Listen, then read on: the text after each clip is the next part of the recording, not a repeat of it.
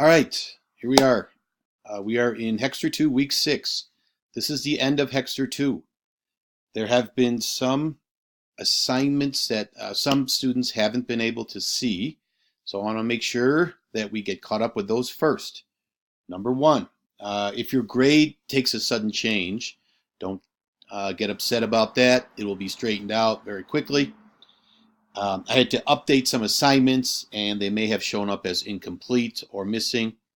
They will be credited once you get them done here. So let's start here. Go to the course, go to Hexter 2, click on Hexter 2,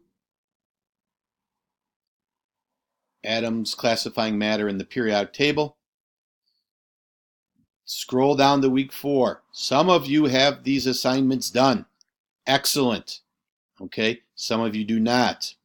You need to get these done. Okay, so there's a Atomic Models with Tyler DeWitt. Watch this video.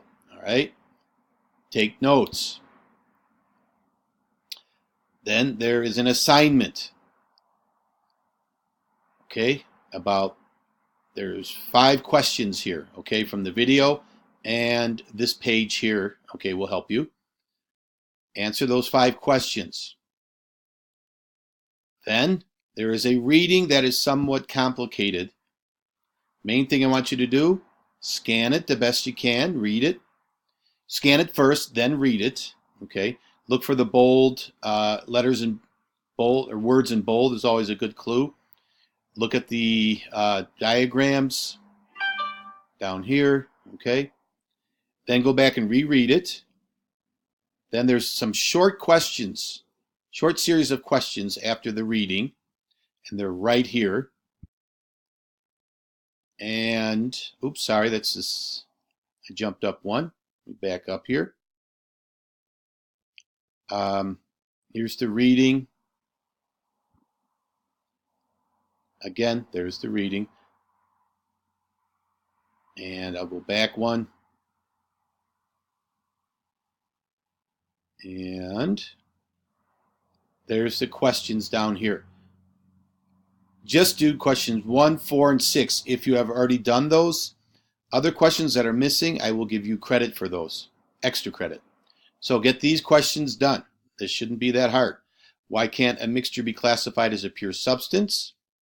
First you figure out what a pure substance is, right? It's all atoms of the same element. So there's a clue for you. And then go to number 4, identify the following either as a chemical symbol or a chemical formula. Remember, from the periodic table, a new element starts with a capital letter. So there's a clue for you right there. Then it says name the elements found in each of the following compounds. So just look at the elements that are listed here in these compounds and go to your periodic table and jot down the elements that are listed. Pretty straightforward. Probably get most of it done with your current knowledge, your background knowledge, but do the reading as I asked. Now, physical and chemical changes. Let's click on that. Okay. That's about states of matter. Okay. So do that reading. Then there is not an assignment with it. Just do the reading. Jump to this one, isotopes with Mr. Post. Okay. Watch this video. And as it says in for this video, watch it until 6:51. After you are done, there's an assignment on the next page. So I'm going to backspace 1. Here is the assignment on the next page. Very simple, 3 questions, okay? So relatively straightforward beginning of the week. I will post another update either Tuesday or Wednesday. But if you get this done, week 4, and you're up to date with your other assignments, and some of you have already jumped to week 5. I shouldn't say jumped, you've been working in it, but some of you have had trouble finding it.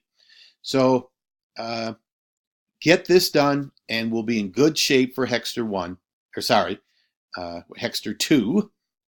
Hexter 1 was our discovery Hexter. Hexter 2 is our current one we're working in.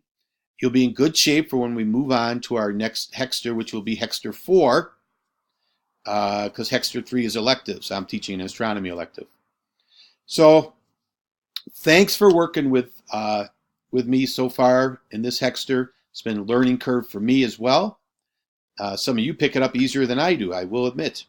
But I'm excited about it. I'm excited about you getting this week's assignments done and getting credit for this Hexter. All right, any questions, you can message me down here. Okay, call me, message me, call the school, and look forward to getting this week completed in a successful manner. Thank you.